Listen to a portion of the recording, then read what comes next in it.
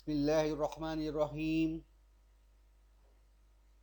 الحمد للہ نحمده ونستعینه ونستغفره ونؤمن به ونعوذ باللہ من شرور انفسنا ومن سیئات اعمالنا من يهده الله فلا مضل له ومن يضلله فلا هادي له واشهد ان لا اله الا الله وحده لا شريك له واشهد ان محمدا عبده ورسوله اما بعد فأعوذ باللہ من الشیطان الرجیم بسم اللہ الرحمن الرحیم۔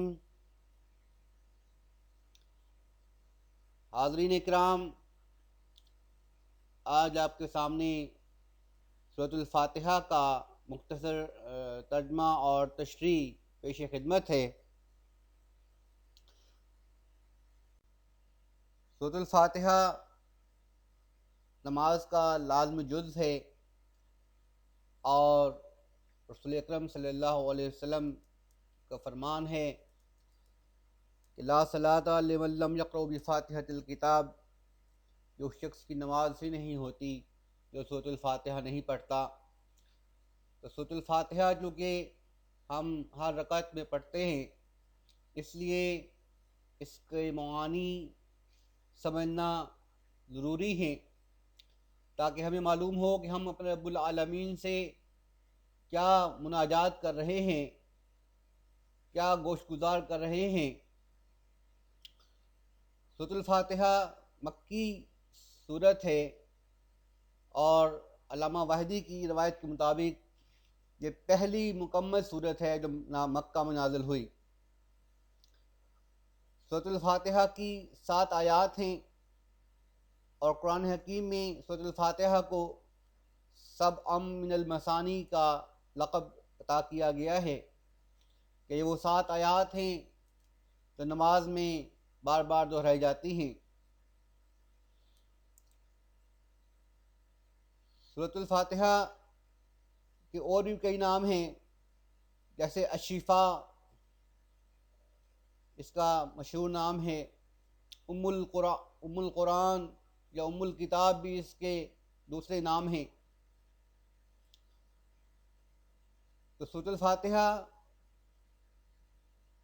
کا ترجمہ اور تشریح آپ کے سامنے پیش کرنے لگے ہیں۔ اعوذ باللہ من الشیطان الرجیم، بسم اللہ الرحمن الرحیم۔ اللہ کے نام سے شروع جو بہت مہربان اور رحم کرنے والا ہے۔ اللہ جو ہے اللہ تعالیٰ کا، رب کائنات کا، باری تعالیٰ کا اس میں ذات ہے، اس میں علم ہے، اور علماء کے صحیح قول کے مطابق یہ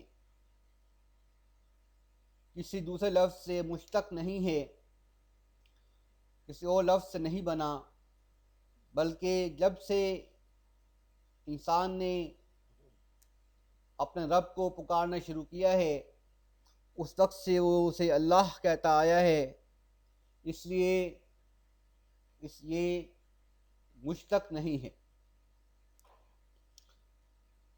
بلکہ جامد ہے۔ الرحمن رحمت سے ماخوذ ہے۔ رحم یعنی ترس کھانا، کسی سے شفقت سے پیش آنا، یہ رحم کہلاتا ہے۔ اور رحمان جو ہے یہ اس میں مبالغہ ہے فعلان کے وزن پر، جس کا معنی ہوا بہت زیادہ مہربان۔ رحمان میں سمندر جیسا جوش پایا جاتا ہے، جیسے سمندر میں تلاطم پیدا ہوتا ہے، اس طرح اللہ کی رحمت میں بھی تلاطم پیدا ہوتا ہے۔ اس اعتبار سے اللہ تعالیٰ الرحمن ہے۔ اور الرحیم یہ بھی رحم سے ماخوذ ہے، اور اس میں دوام اور استمرار پایا جاتا ہے کہ اللہ تعالیٰ ہمیشہ رحم کرتا ہے، حتیٰ کہ اگر کسی قوم کو، کسی انسان کو بظاہر کوئی تکلیف پہنچتی ہے تو یہ بھی پس منظر میں اللہ تعالیٰ کی کسی رحمت کا ہی مظہر ہوتا ہے جسے انسان سمجھ نہیں پاتا۔ بہرکیف اللہ تعالیٰ رحمان بھی ہے اور رحیم بھی ہے۔ اللہ تعالیٰ کی صفات کمال بے مثل ہیں، کوئی نبی، ولی، فرشتہ اس کی صفات کمال میں اس کا شریک نہیں، نہ اس کی ذات میں، نہ اس کے علم میں، نہ اس کی قدرت میں، نہ اختیار میں۔ تو اللہ تبارک تعالیٰ کی صفات کامل ہیں، ہر اعتبار سے اس میں کوئی نقص نہیں ہے اور ان کی کوئی مثال نہیں ہے۔ الحمدللہ رب العالمین، تعریف کے لائق اللہ تعالیٰ ہی ہے جو سب جہانوں کا پروردگار ہے۔ الحمد یہاں پر لام تعریف کے ساتھ وارد ہوا ہے، یعنی یہ صرف حمد نہیں ہے بلکہ خاص حمد ہے، یعنی وہ حمد جو صرف اور صرف رب باری تعالیٰ کے شایان شان ہے۔ تعریف و توصیف تو انسان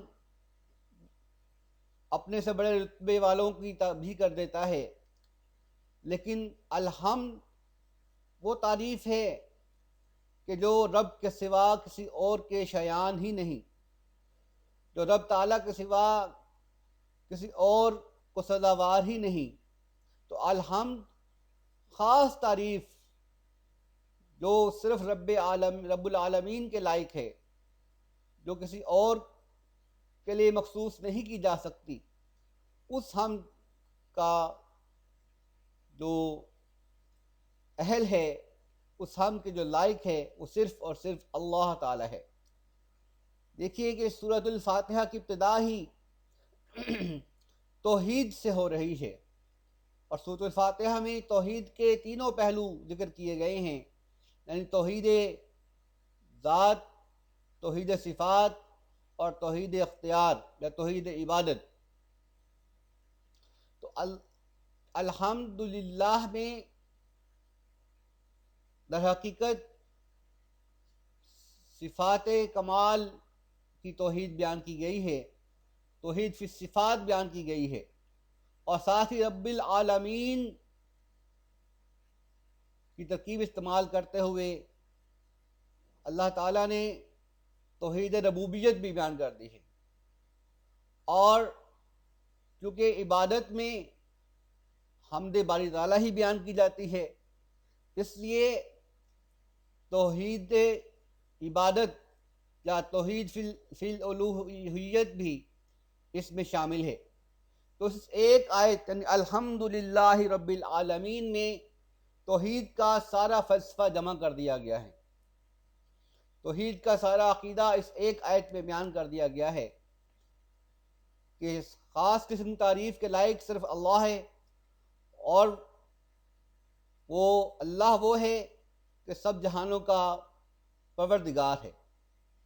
رب کا مطلب پروردگار بھی ہے، مالک بھی ہے، پالنے والا بھی ہے، اور ادنا حالت سے اعلیٰ حالت کی طرف لے کے جانے والا بھی ہے۔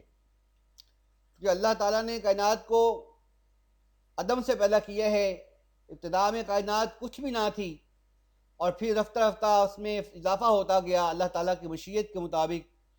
تو یہ اللہ تعالیٰ نے قرآن میں ہی بیان کیا ہے کہ اللہ تعالیٰ نے زمین و آسمان کو 6 دنوں میں تخلیق فرمایا ہے، اور یہ 6 دنوں سے مراد 6 تخلیقی ادوار ہیں۔ تو اس سے معلوم ہوتا ہے کہ اللہ تعالیٰ نے کائنات کو پلک جھپکنے میں ساری کی ساری مکمل نہیں کر دیا، بلکہ ادنا سے اعلیٰ حالت کی طرف اللہ تعالیٰ نے کائنات کو تخلیق کیا ہے۔ اس لیے یہاں پر رب کا لفظ استعمال کیا گیا ہے، اور رب کی یہ صفت ہے کہ وہ تربیت کرتا ہے، ادنا سے اعلیٰ حالت کی طرف لے کے جاتا ہے۔ الرحمن الرحیم کہ وہ بہت ہی مہربان اور رحم کرنے والا ہے۔ مالک یوم الدین، مالک ہے یوم جزا کا۔ مالک کو قالون اور ورش کی قرأت میں ملک بھی پڑھا گیا ہے، جو کہ امام نافع سے منقول ہے۔ بہرکیف معانی اور مفہوم کے اعتبار سے دونوں میں کوئی فرق نہیں۔ مالک کا مطلب ہوتا ہے کہ کوئی شے کسی چیز کی، کسی انسان کی ملکیت ہو تو ہم کہتے ہیں کہ وہ اس کا مالک ہے۔ اب مالک یوم الدین، یوم جزا یعنی قیامت کے دن کا مالک ہے، یوم حشر کا مالک ہے۔ یہ اس لیے کہا گیا کہ دنیا میں یعنی قیامت سے پہلے تو ظاہری طور پر انسانوں کی ملکیت بھی ہے، ظاہری طور پر بادشاہوں کی ملکیت بھی ہے، لیکن قیامت کے روز اللہ کے سوا کسی کی کوئی ملکیت نہیں ہوگی۔ اس روز اللہ کے سوا نہ حقیقت میں کوئی مالک ہوگا اور نہ ہی مجازن۔ آج کی جو مجازی ملکیت ہے وہ بھی قیامت کے روز تک سب انسانوں کی ختم ہو چکی ہوگی، اس لیے اللہ کے سوا اس روز کوئی مالک نہیں ہوگا۔ اس لیے فرمایا کہ مالک یوم الدین، کہ وہ قیامت کے دن کا، روز جزا کا مالک ہے۔ اس میں یہ بھی مفہوم ہے کہ مالک کیونکہ وہ ہے کہ روز جزا کا، اور ملک بھی ہے، جیسے کہ قرآن میں ہی ہے لمن الملک اليوم، کہ اللہ تعالیٰ قیامت والے دن پوچھیں گے بتاؤ آج کس کی بادشاہت ہے۔ وللہ الواحد القہار، اکیلے اللہ کے لیے ہے جو زبردست ہے۔ تو مالک کی یوم الدین میں یہ مفہوم بھی شامل ہے کہ اللہ تعالیٰ اس روز انصاف کریں گے۔ دین جزا کا مطلب محض بدلہ نہیں ہے، یہ بدلہ اللہ نے دینا ہے، اور اللہ تعالیٰ عادل ہے، اس لیے یہ جزا عدل کی بنیاد پر ہوگی۔ ہاں اللہ تعالیٰ کا رحم اور فضل بھی ہوگا، لیکن عام معاملات جو ہیں، انسانی معاملات جو ہیں، ان کا فیصلہ خالصتاً عدل کی بنیاد پر کیا جائے گا۔ اللہ تعالیٰ حقوق اللہ تو معاف فرما دیتے ہیں، لیکن حقوق العباد معاف نہیں فرماتے۔ اس لیے قیامت کے روز انسانوں کو جو بدلہ ملنے والا ہے وہ عدل کی بنیاد پر ملے گا۔ اس لیے فرمایا کہ مالک یوم الدین، وہ یوم جزا کا مالک ہے۔ ایاک نعبد و ایاک نستعین، ہم تیری ہی عبادت کرتے ہیں اور تجھ ہی سے مدد مانگتے ہیں۔ اللہ تعالیٰ کی تعریف و توصیف بیان کرنے کے بعد انسان اللہ تعالیٰ سے یہ عہد کرتا ہے، یہ جہاں پر چونکہ یہ فعل مضارع ہے، نعبد اور نستعین فعل مضارع ہے، اور یہ حال اور مستقبل دونوں کو شامل ہوتا ہے۔ اس میں صرف حال کا بیان نہیں ہے بلکہ استقبال کا بیان بھی ہے، لہذا یہ اپنے حال کو بیان کرنے کے علاوہ ایک عہد بھی ہے کہ اللہ ہم ہمیشہ تیری ہی عبادت کرتے ہیں اور کرتے ہی رہیں گے، اور ہم ہمیشہ تجھ ہی سے مدد مانگتے ہیں اور ہمیشہ تجھ ہی سے مدد مانگتے رہیں گے۔ یہ جملہ اصل میں عبادت کا مغز ہے، جیسا کہ رسول اکرم صلی اللہ علیہ وسلم کا فرمان ہے الدعاء مخ العبادہ، اور ایک دوسری روایت میں ہے الدعاء هو العبادہ، کہ دعا ہی اصل عبادت ہے۔ جتنی بھی قوموں میں شرک پیدا ہوا، بت پرستی پیدا ہوئی، اس سب میں عام طور پر شرک کی سب سے پہلی قسم جو ظاہر ہوتی ہے وہ شرک فی الدعاء ظاہر ہوتی ہے، کہ وہ اللہ تعالیٰ کے سوا اللہ کی مخلوق کو یا اللہ کے برگزیدہ بندوں کو اللہ کے سوا حاجت روائی کے لیے پکارنا شروع کر دیتے ہیں۔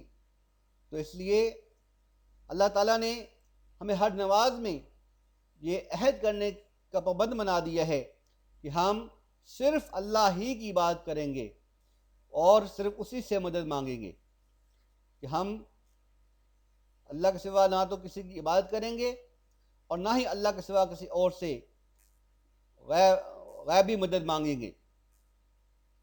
دنیا میں انسانوں کے کام آنا، ظاہری طور پر ایک دوسرے سے مدد مانگنا، یہ اور معاملہ ہے، لیکن کسی کو حقیقی طور پر مسبب الاسباب سمجھ کر یا متصرف الامور سمجھ کر غیبی طور پر پکارنا، یہ اہل ایمان کا شیوہ نہیں ہے۔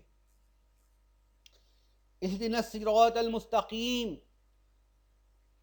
اب اللہ تعالیٰ سے عہد کے بعد اللہ تعالیٰ سے دعا کرتے ہیں ہم کہ اے اللہ ہمیں سیدھے راستے پہ چلائے رکھ، اہدنا ہمیں ہدایت دے، صراط المستقیم سیدھے راستے کی،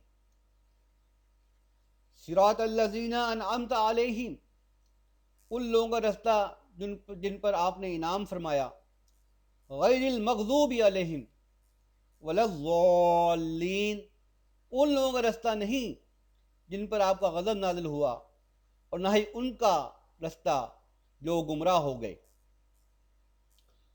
یہاں اللہ تعالیٰ سے ہم دعا مانگا کرتے ہیں، ہدایت کی دعا مانگتے ہیں۔ اصل میں ہدایت کے درجات ہیں۔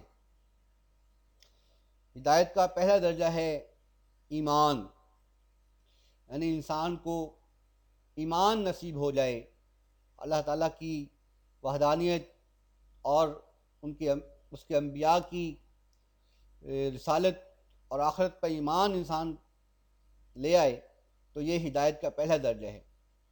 اس کے بعد آگے عمل کی دنیا ہے۔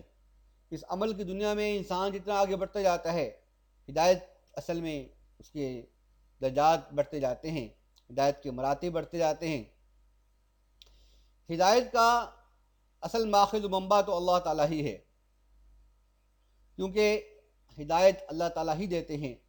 اللہ تعالیٰ نے رسول اکرم صلی اللہ علیہ وسلم جو کہ اللہ تعالیٰ کے سب سے محبوب نبی ہیں، ان سے فرما دیا اِنَّكَ لَا تَهْدِي مَنْ أَحْبَبْتَ، کہ اے رسول اکرم صلی اللہ علیہ وسلم آپ ہر اس شخص کو ہدایت نہیں دے سکتے جس کو آپ چاہتے ہوں، کیونکہ ہدایت دینا اللہ تعالیٰ کے اختیار میں ہے۔ ہاں، انبیاء علیہ السلام ہدایت کا وسیلہ ہوتے ہیں، ہدایت کا ذریعہ بنتے ہیں۔ تو اصل میں دنیا میں ہدایت کا منبع و ماخذ انبیاء علیہ السلام ہیں۔ اس لیے ہدایت کا سب سے اعلیٰ درجہ جس پر ہم کہہ سکتے ہیں کہ اس سے بڑا ہدایت کا کوئی درجہ ممکن نہیں، وہ انبیاء کا ہے۔ اور حقیقت میں دیکھا جائے تو اصل میں انبیاء ہی ہدایت کا ماخذ اور منبع ہیں دنیا میں۔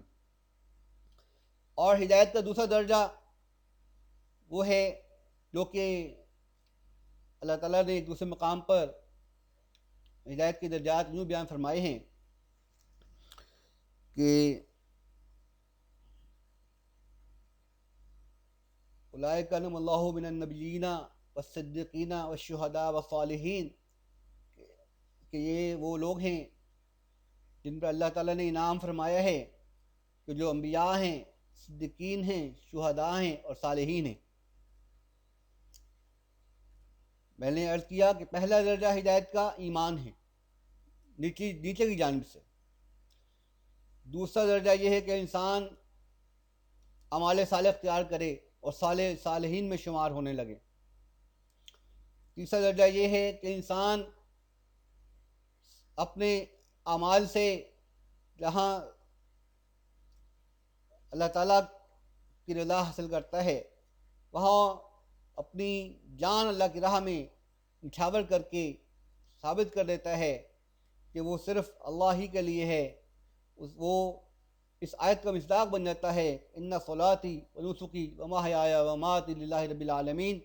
اس لیے اس کا دوسرا درجہ شہادت، شہداء کا درجہ، ہدایت کا نیچے کی جانب سے تیسرا درجہ معذرت، پہلا ایمان، دوسرا صالحین، اور تیسرا شہداء، چوتھا صدیقین۔ شہداء سے اگلا درجہ جو ہدایت کا ہے وہ صدیقین کا ہے، اور اس سے اعلیٰ اور اس سے بھی اگلا اور جو الٹیمیٹ درجہ ہے وہ انبیاء علیہ السلام کا ہے۔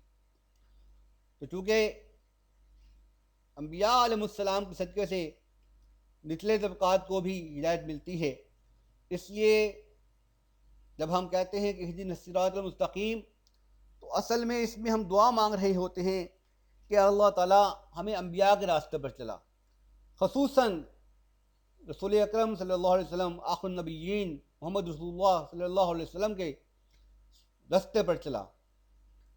کیوں کہ یہ وہ رستہ ہے، انہی پر اللہ تعالیٰ نے، اس راستے پر چلنے والوں پر اللہ تعالیٰ نے انعام کیا ہے، اور جو اس راستے سے بھٹک گئے، یعنی یا تو انبیاء کے مقابل کھڑے ہو گئے یا راستہ مل تو گیا لیکن اس راستے سے بھٹک گئے، تو اللہ تعالیٰ سے دعا ہے کہ اللہ تعالیٰ ہمیں صراط مستقیم پر گامزن رکھے، رسول اکرم صلی اللہ علیہ وسلم کے مبارک طریقوں پر چلتے رہنے کی توفیق عطا فرمائے اور ہمارا خاتمہ ایمان پر فرمائے۔ وآخر دعوانا ان الحمد للہ رب العالمین، والصلاۃ والسلام علی نبیہ والمرسلین۔